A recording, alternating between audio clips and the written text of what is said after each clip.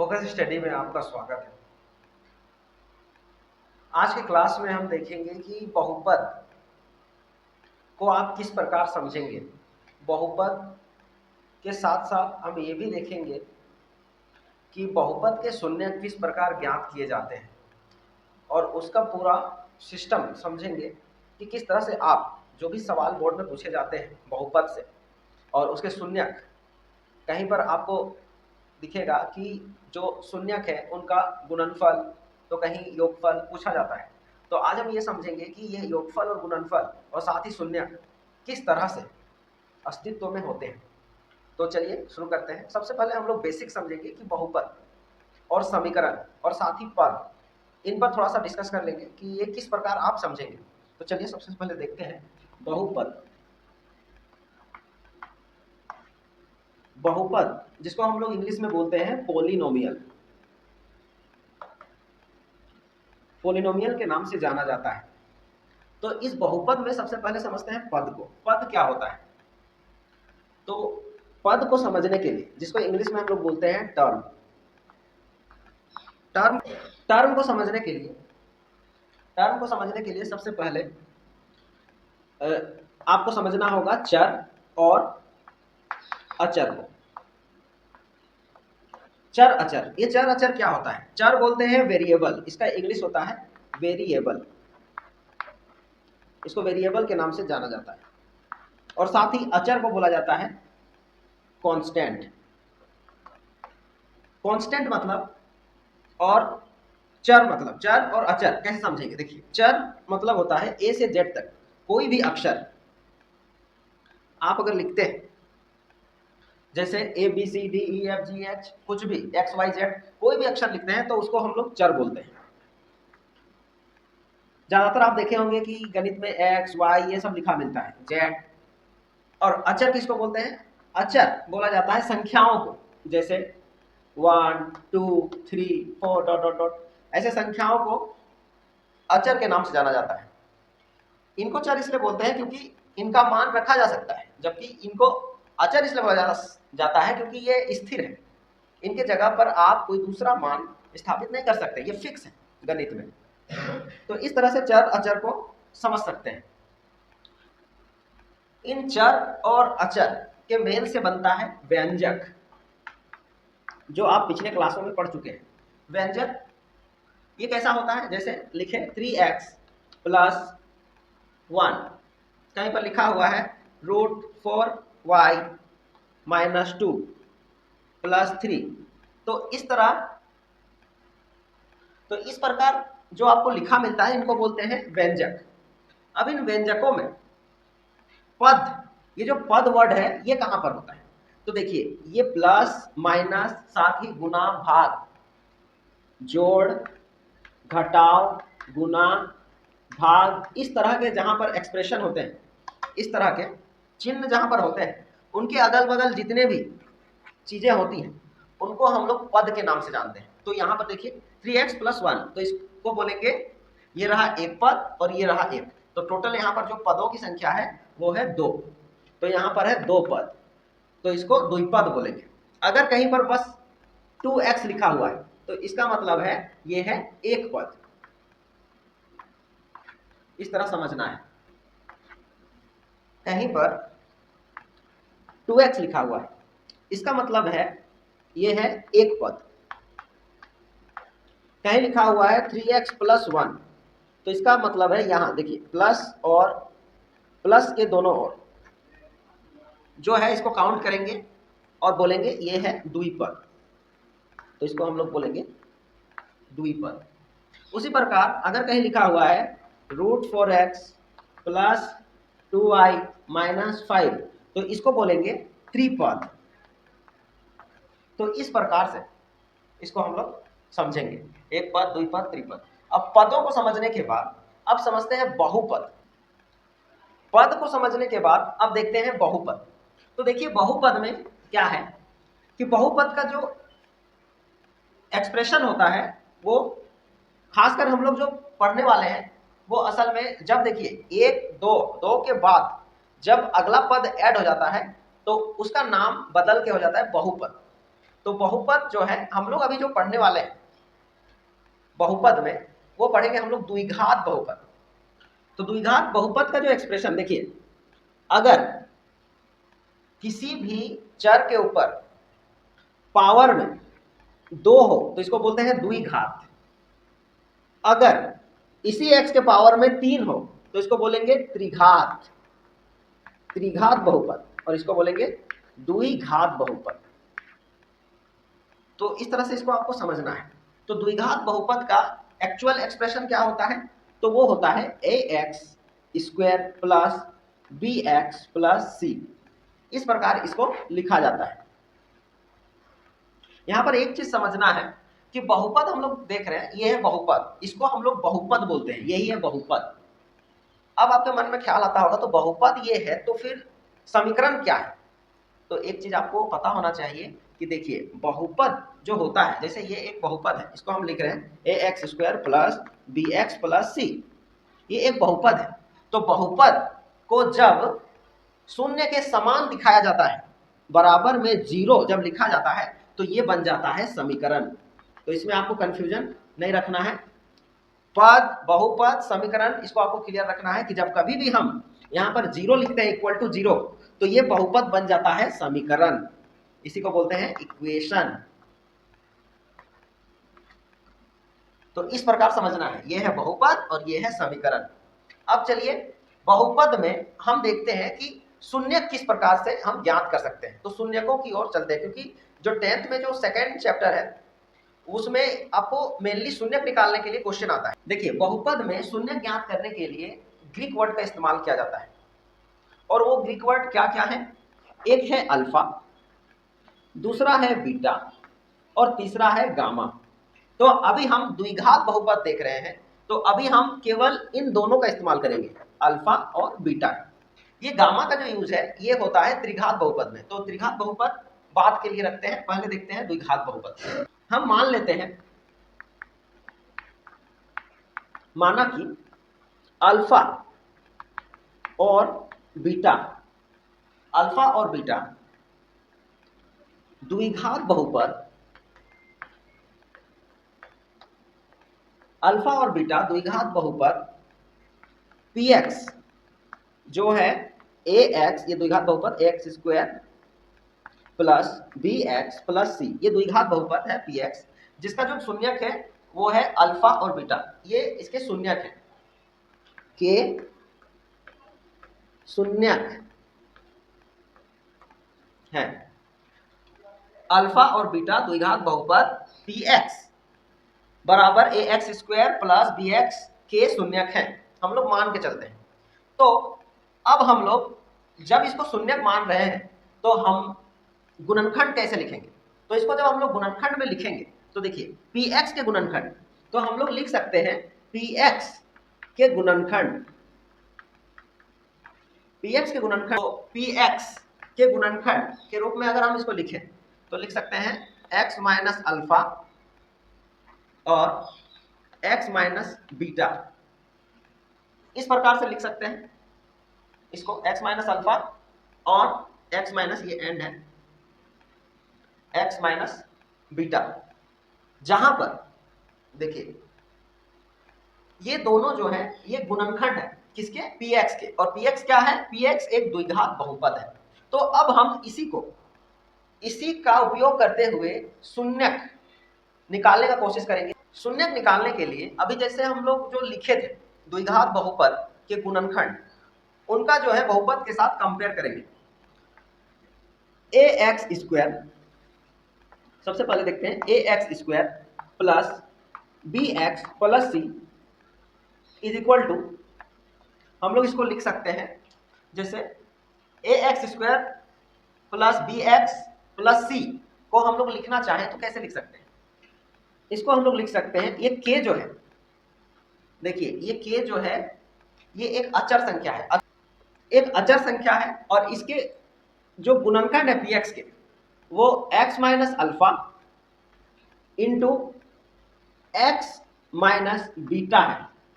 जैसा कि ऊपर आप देख चुके थे कि px एक बहुपद था और उसके गुणनखंड ये थे। ये जो है ये कांस्टेंट है, ये जैसा है वैसे ही रहेगा।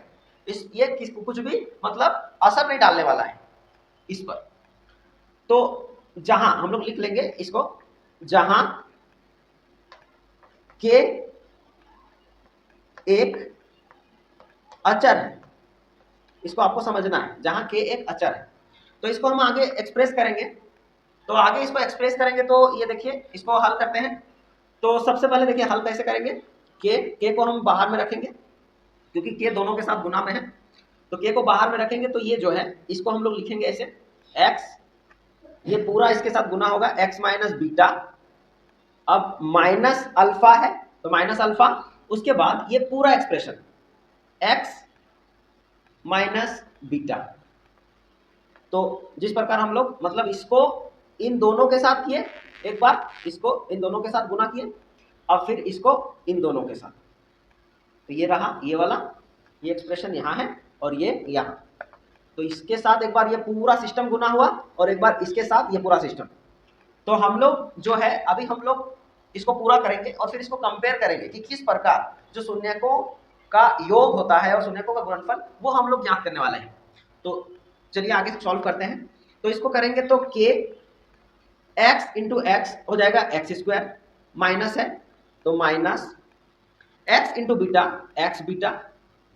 अब ये यहाँ पर सॉल्व हो गया, अब ये माइनस है, अब ये अल्फा इंटू एक्स तो हो जाएगा एक्स अल्फा।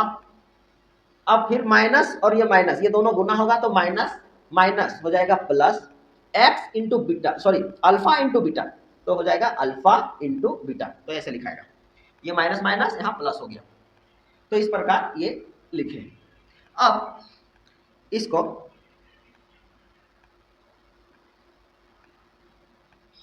जब हम लोग सॉल्व करेंगे आगे, तो देखिए ये कैसा होगा। आने के बाद हम लोग आगे सॉल्व करते हैं। अब देखिए यहाँ पर इसके बाद एक्स स्क्वायर लिखे, एक्स स्क्वायर लिखने के बाद माइनस है, माइनस लिखेंगे। अब यहाँ पर दोनों जगह एक्स है तो एक्स को कॉमन में लेंगे। अब एक्स को कॉमन में लिए तो यहाँ पर क्या बचा, बीटा, और ये माइनस है तो ये माइनस जो है इस माइनस के साथ मल्टीप्लाई होगा, तो माइनस माइनस तो यहाँ हो जाएगा प्लस, तो ये हो गया अल्फा, अल्फा हुआ। अब यहाँ प्लस है तो प्लस लिखेंगे, अब अल्फा इंटू बीटा। तो इस प्रकार ये सॉल्व हुआ।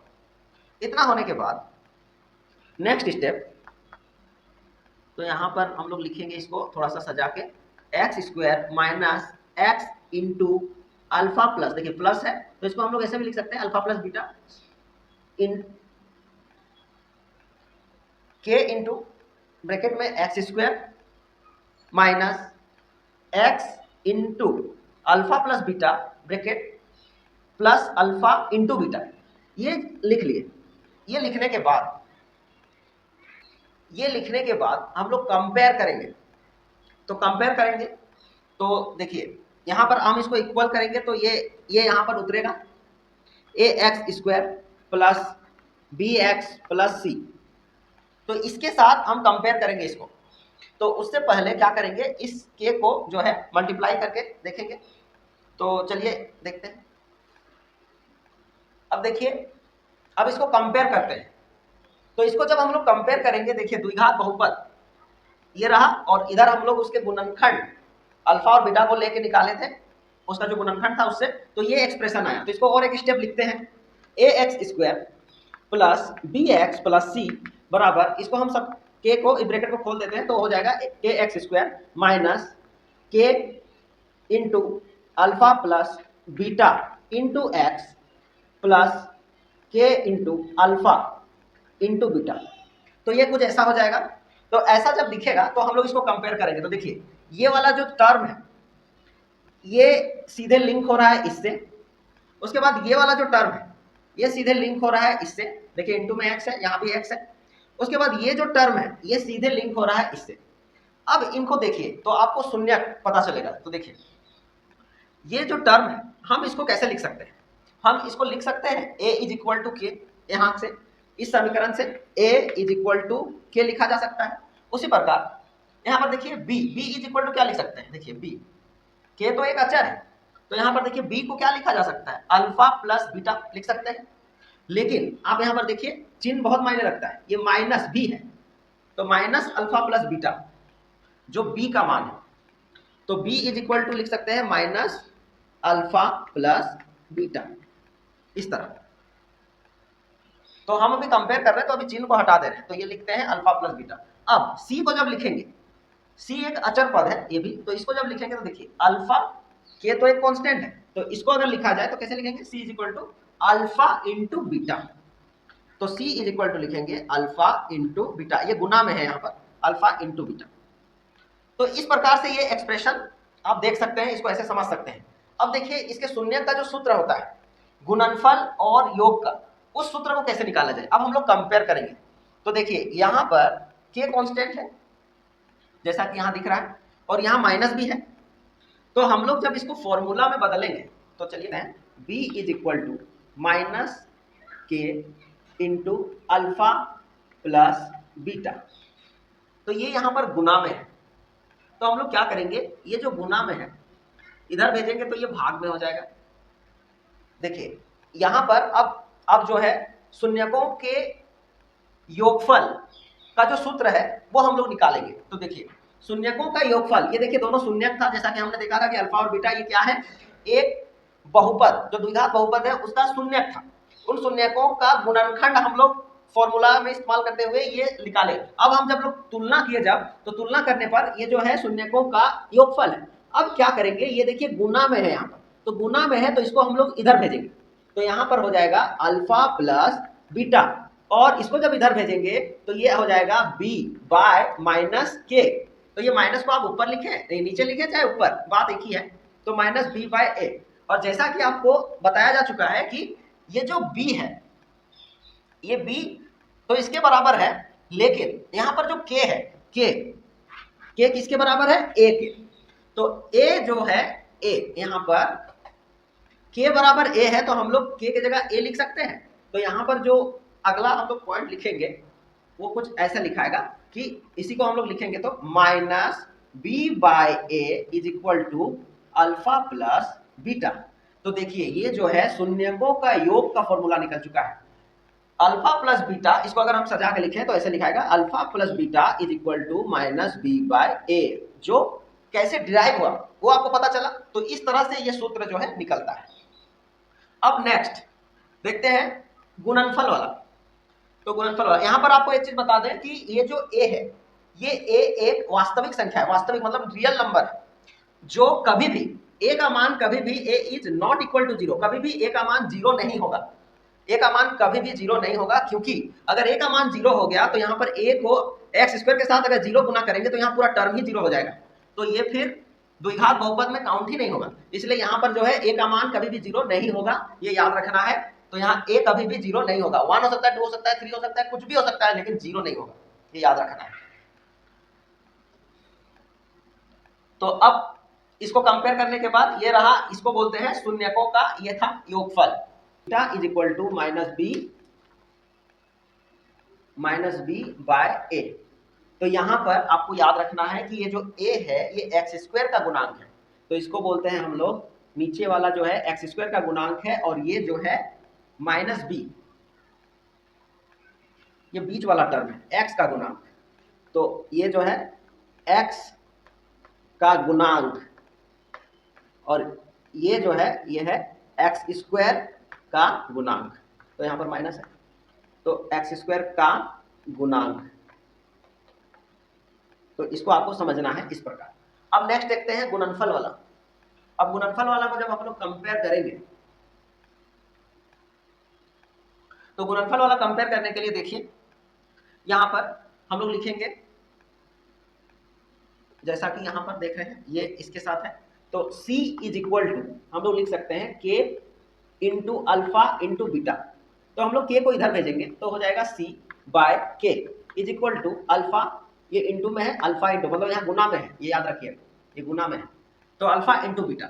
तो इसका जो सूत्र निकलेगा यहाँ से, तो इसको हम लोग देखिए k is equal to a है, जैसा कि हम लोग यहाँ पर देखें तो हम लोग लिख सकते हैं c by a is equal to alpha into beta. तो इस तरह से, तो यहाँ पर देखिए ये भी एक फॉर्मूला है जिसको हम लोग बोलते हैं शून्यकों का गुणनफल बराबर c बाय a। c क्या है, ये एक अचर संख्या है, और a क्या है, ये एक्स स्क्वायर का गुणांक है। तो इसको हम लोग शब्दों में लिखेंगे, तो चलिए शब्दों में इसको लिखते हैं। तो इसको हम लोग सजा के लिखेंगे, तो alpha into beta is equal to C by A. तो इसको लिखेंगे शून्यकों का गुणनफल बराबर, ये अचर है, अचर पद बट्टा ए मतलब एक्स स्क्वायर का गुणांक। तो इस प्रकार से आप इन फॉर्मूलों को ड्राइव कर सकते हैं और इस प्रकार समझ सकते हैं। तो ये था पूरा बहुपद। ये बहुपद के शून्यक हैं जो इस प्रकार से निकाले जाते हैं। अब हम लोग एक क्वेश्चन सॉल्व करेंगे और समझेंगे कि किस तरह से शून्यक निकाला जाता है। चलिए देखते हैं। तो एक द्विघात बहुपद लेते हैं, x square plus 7x plus 10। तो इसका हम लोग को क्या है, इस द्विघात बहुपद का हम लोग को शून्यक ज्ञात करना है। तो चलिए शून्यक ज्ञात करते हैं। शून्यक ज्ञात करने के लिए सबसे पहला प्रोसेस जो है, यहाँ पर इसके गुणा में क्या है, 1 है। तो इसको सबसे पहले हम लोग गुणनखंड करेंगे। तो गुणनखंड करने के लिए इसको और इसको गुणा किया जाता है सबसे पहले। तो गुणा करेंगे तो 10 एका 10 होगा। तो 10 को हम लोग ऐसे दो भागों में तोड़ना है जिससे कि यहाँ जो 7x है ये आना चाहिए, 7x आना चाहिए जोड़ने या घटाने पर। तो देखिए 10 को हम लोग तोड़ेंगे तो 2 बचे 10 होता है। तो 2 और 5 और 2 को जोड़ेंगे तो इतना आ रहा है। तो किस प्रकार जोड़े, यहाँ पर यही चैलेंज है कि जोड़े किस प्रकार। तो हम लोग इसको जोड़ेंगे तो इसको ऐसे लिख सकते हैं, एक्स स्क्वायर प्लस यहाँ पर 2x प्लस 5x प्लस 10, इसको लिखेंगे। तो इसको तोड़ने के बाद देखिए शून्यक निकालते वक्त इसको जो है, शून्यक जब हम लोग ज्ञात करते हैं तो इसको जो है कंपेयर, तुलना किया जाता है 0 से। तो हम लोग इसको 0 से कंपेयर करते चलेंगे। अब फाइनली इसको सॉल्व करेंगे तो इसको जब हम लोग इस प्रकार लिखे, 5 और 2 7 हो रहा है। अब क्या करेंगे, यहाँ पर जो कॉमन निकलेगा उसको निकालेंगे, x कॉमन निकलेगा तो x निकाले तो यहाँ हो गया x हो जाने के बाद ये प्लस है, प्लस तो यह 2 ऐसे लिखे। अब यहाँ पर प्लस है, प्लस लिखे। अब इन दोनों में कॉमन क्या निकलेगा वो देखते हैं। तो इन दोनों में 5 कॉमन निकलेगा तो 5 लेंगे और यहाँ के लिए x है प्लस, और यहाँ 5 दूना 10 तो x प्लस 2। तो देखिए ये जो टर्म है ये दोनों में सेम है, इज इक्वल टू 0। अब x और इसको लिखेंगे x प्लस 5। उसके बाद इन दोनों टर्म में से कोई एक को लिखना है, x प्लस 2, और इसको कंपेयर करना है 0 से। तो 0 से जब कंपेयर करेंगे तो x plus 5 is equal to 0। तो यहाँ से जो शून्यक निकलेगा वो निकलेगा -5। ये हुआ पहला शून्यक। अब और एक शून्यक जब हम लोग ज्ञात करेंगे तो वो हो जाएगा x plus 2 is equal to 0। तो यहाँ से जो शून्यक निकलेगा x इज इक्वल टू -2। तो ये हो गया दूसरा शून्यक। तो यहाँ 2 शून्यक इसके संभव है। वो शून्यक क्या क्या है, तो शून्यक है, शून्यक को ही जीरोस बोला जाता है। तो जीरोस क्या क्या है, तो शून्यक बराबर है -5, -2, -5 और -2, -5 और -2। तो ये निकले शून्यक। अब हम लोग शून्यकों का योग ज्ञात करेंगे। शून्यकों के योग का फॉर्मूला क्या होता था, alpha plus beta is equal to -b/a। और हम लोग का जो इक्वेशन था वो क्या था, तो ये शून्यकों का योग है। तो इसको जब निकालेंगे तो कैसे निकलेगा, तो देखिए alpha plus beta is equal to -b/a। तो -b, तो यहाँ पर देखिए b का मान ये रहा, इसको हम लोग कंपेयर करेंगे इससे, ax स्क्वायर, यहाँ पर a की जगह में 1 है तो ax square plus bx plus c मतलब कांस्टेंट, कोई एक संख्या रहेगा। तो यहाँ पर देखिए b के जगह में कौन है, 7 है, तो लिखेंगे 7, और ये फॉर्मूला का माइनस बट्टा a एक्स स्क्वायर का गुणांक है। तो एक्स स्क्वायर का गुणांक कितना है, 1 है, तो 1 लिखेंगे। तो ये 7 यहाँ लिखाएगा। तो देखिए ये 7 आ गया फॉर्मूला से। अब अल्फा, शून्यकों का गुणनफल निकालेंगे तो अल्फा इंटू बीटा बराबर c/a। ये क्या है, ये एक अचर पद है। अचर पद मतलब ये वाला। तो यहाँ लिखेंगे इसका मान 10 बट्टा a का मान a एक्स स्क्वायर का गुणांक 1। तो देखिए यहाँ पर जो है ये आ गया। तो अल्फा इंटू बीटा, तो अल्फा इंटू बीटा इसको कंपेयर करेंगे तो अल्फा क्या है, यहाँ पर अल्फा हम लोग का 2 शून्य का आया था। तो यहाँ पर आपको ऐसे समझना है, अल्फा बराबर -2 बीटा बराबर -5। हम लोग तो ये निकाल चुके हैं और ये इसके हिसाब से सही भी है। देखिए ये 10 आया, सी का मान 10 जो यहाँ पर है, 7 ये आया। अब यहाँ पर इसको हम लोग तुलना कर रहे हैं, तो अल्फा प्लस बीटा करेंगे, तो अल्फा प्लस बीटा करेंगे तो आना कितना चाहिए, 7। तो यहाँ पर देखिए -2 फिर प्लस है, यहाँ पर हम क्या कर रहे हैं, अल्फा प्लस बीटा कर रहे हैं। तो -2 अल्फा का मान प्लस फिर बीटा -5, तो दोनों को जोड़े हल करेंगे तो -2 प्लस -5 तो हो जा रहा है -7, जो कि यहाँ देख रहे हैं आप। तो इन दोनों को हल करने पर भी -7 आ रहा है। अब यहाँ पर हल करेंगे तो अल्फा इंटू बीटा, तो इसको करेंगे तो यहाँ पर -2 गुना -5, तो 2 बचे 10, माइनस माइनस प्लस, तो प्लस नहीं लिखा जाता है। तो यहाँ पर देखिए ये जो 10 है वो यहाँ पर आ गया है। तो मतलब ये जो मैथ है ये पूरी तरह से हम चेक कर चुके हैं कि ये जो शून्यक है ये इसी के शून्यक है और ये सही है। अब सवाल आपसे अगर पूछा जाए कि शून्यकों का योग और शून्यकों का गुणनफल दिया हुआ हो तो आप किस प्रकार द्विघात जो बहुपद है उसको कैसे ज्ञात करेंगे। तो द्विघात बहुपद ज्ञात करने के लिए देखिए सबसे पहले आपको जो शून्यक दिया हुआ है, शून्यकों का योग दिया हुआ है, मतलब अल्फा प्लस बीटा। क्वेश्चन के हिसाब से शून्यकों का योग दिया हुआ है तो वो दिया हुआ है अल्फा प्लस बीटा -3, और अल्फा इंटू बीटा जो दिया हुआ है वो दिया हुआ है 2। तो आप इससे द्विघात बहुपद किस तरह से दर्शाएंगे। तो देखिए 3 है तो इसका क्या मतलब है, तो हम लोग इसको कंपेयर करेंगे। अल्फा प्लस बीटा फॉर्मूला के हिसाब से क्या होता है, -b/a, तो इसको बराबर दिखाएंगे -3 के। तो देखिए -b/a इतना है, तो यहां पर 3 है, तो इसका मतलब है ये इसके बराबर है और ये इसके बराबर है। क्वेश्चन में दिया हुआ है ये इसके बराबर है, तो हम लोग इसको इस तरह भी लिख सकते हैं -3 इज इक्वल टू -b/a। इसका मतलब इसके नीचे कुछ नहीं तो 1 है। तो यहां से हम लोग ये पता चला कि a का मान 1 है और b का मान, यहाँ माइनस ऑलरेडी है, देखिए यहाँ ऑलरेडी माइनस है, तो यहाँ फॉर्मूला में भी माइनस होता है। तो बोलने का मतलब ये है कि फॉर्मूला में जब पहले से ही माइनस होता है तो -b पहले से ही है और b का मान भी माइनस में दिया हुआ है, जबकि फॉर्मूला में माइनस ऑलरेडी है, तो इसका हो जाएगा माइनस इंटू -3 ऐसा है। तो जो मान निकलेगा वो निकलेगा 3, तो b बराबर निकलेगा 3, तो ये समझना है। तो यहाँ पर हो जाएगा b बराबर, b का मान 3।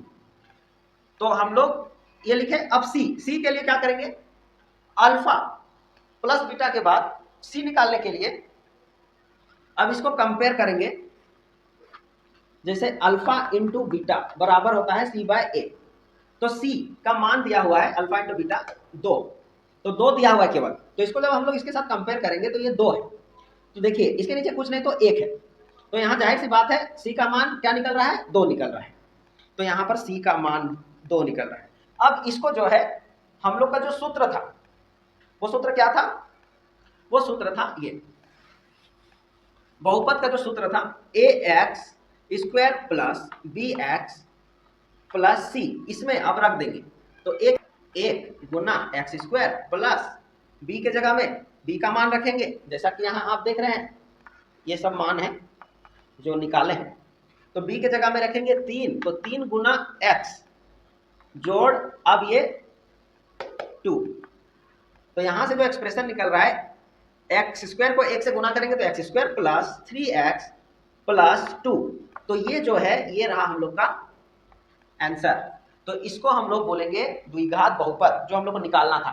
तो सवाल में शून्यक दिया हुआ था, शून्यकों का योग और गुणनफल दिया हुआ था, उससे द्विघात बहुपद ज्ञात करना था, तो हम लोग ये निकाल चुके हैं। तो इस प्रकार आप इसको ज्ञात कर सकते हैं। बहुपद में अब हम लोग देखते हैं कि बहुपद को आप पहचानेंगे कैसे। जैसे कि हम लोग देख चुके हैं कि यहाँ पर जब बहुपद का घात, जैसे x कोई एक समीकरण है, जैसे ax प्लस c, ऐसे कोई बहुपद है, जैसे कि हम 2x प्लस 5 ये लिख रहे हैं, तो इसको जो है इसका x का घात यहाँ पर 1 है। x का घात जब 1 होता है तो इसको हम लोग बोलते हैं रेखिक बहुपद, रेखिक बहुपद, लीनियर पॉलिनोमियल। उसी तरह जब x का पावर 2 होता है तो हम लोग इसको बोलते हैं द्विघात बहुपद। जैसे x का पावर 2 है और इस तरह से है 2, 3x -5 इस प्रकार है। तो इसको हम लोग नाम देंगे, ये रेखिक की जगह हो जाएगा द्विघात बहुपद, द्विघात बहुपद इस प्रकार।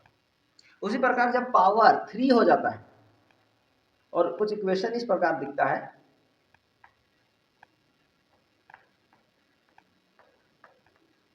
तो इस तरह के जो बहुपद होते हैं पावर 3 वाले, उसको बोलते हैं त्रिघात बहुपद, त्रिघात बहुपद। तो बहुपद पहचाना जाता है मैक्सिमम पावर, उसके जो पावर है उसके हिसाब से कि उसमें मैक्सिमम पावर है कितना, उसके आधार पर बहुपदों को पहचाना जाता है। तो यहां पर आप देख रहे होंगे कि जब पावर 2 था x का, तब नाम हुआ द्विघात, एक था तो रेखिक, और जब पावर 3 था तब नाम हुआ त्रिघात बहुपद। तो इस प्रकार बहुपद को समझेंगे। अब समझते हैं कि जो बहुपद है, इस बहुपद को आप पहचानेंगे कैसे कि बहुपद कौन है और कौन नहीं। और कहीं पर दिया हुआ है जैसे कि 1/x² प्लस 3x माइनस 5, उसी प्रकार ये एक हुआ क्वेश्चन, ये एक दूसरा क्वेश्चन। तो क्या ये सब बहुपद है? तो आपको बता दें कि देखिए, अगर किसी भी चर का, ये चर है a से z तक, इसको चर बोला जाता है, चर का घात अगर बट्टा में हो, रूट का मतलब होता है बट्टा, मतलब रूट x को हम लोग ऐसे लिख सकते हैं x का पावर 1/2। तो जब पावर में बट्टा हो या पावर में ऋणात्मक, जैसे इसको देखिए ऊपर ले जाएंगे तो 1/x का पावर 2, तो इसको जब ऊपर ले जाएंगे तो ये हो जाएगा x का पावर -2। तो ये देखिए यहाँ पर ऋणात्मक आ गया है। तो ये जो है, ये समीकरण, साथ ही ये समीकरण, ये सब जो है बहुपद नहीं है, पहचानना है, बहुपद ये सब नहीं है। तो ये सबको हम लोग पॉलिनोमियल नहीं बोलेंगे। जिसका घात इस तरह बट्टा में हो, जिसका भिन्न हो, मतलब पावर में घात में भिन्न हो और ऋण आवेश हो, मतलब घात में ऋणात्मक घात हो या फिर भिन्न हो, तो उसको हम लोग बहुपद नहीं बोलेंगे। ये आपको याद रखना है, ये इसका रूल्स है। तो इस तरह, जैसे कि हम लोग एग्जांपल देखते हैं, जैसे कहीं पर लिखा हुआ है 3x प्लस 2 माइनस 1 और यहाँ पर दिया हुआ है -3, तो क्या ये बहुपद है? तो ये बहुपद नहीं है। क्यों? क्योंकि यहाँ पर घात इस प्रकार है, ऋणात्मक घात है, इसलिए ये बहुपद नहीं है। अगर यहाँ पर ऐसे है तो, अगर यही चीज बट्टा में भी होता, जैसे ये बट्टा में ऐसे रहता, तो ये भी बहुपद नहीं है। क्यों? क्योंकि इसको हम ऊपर ले जाएंगे तो ये हो जाएगा 3x⁻⁻1। तो यहाँ पर इस चीज को देखना है आप, तो ये इसका घात ऋणात्मक हो रहा है, तो ये बहुपद नहीं होगा। तो इस बस आपको इस प्रकार इसे समझना है। अगर आपको वीडियो अच्छा लगा तो जरूर हमारे फोकस स्टडी चैनल को सब्सक्राइब करें। धन्यवाद।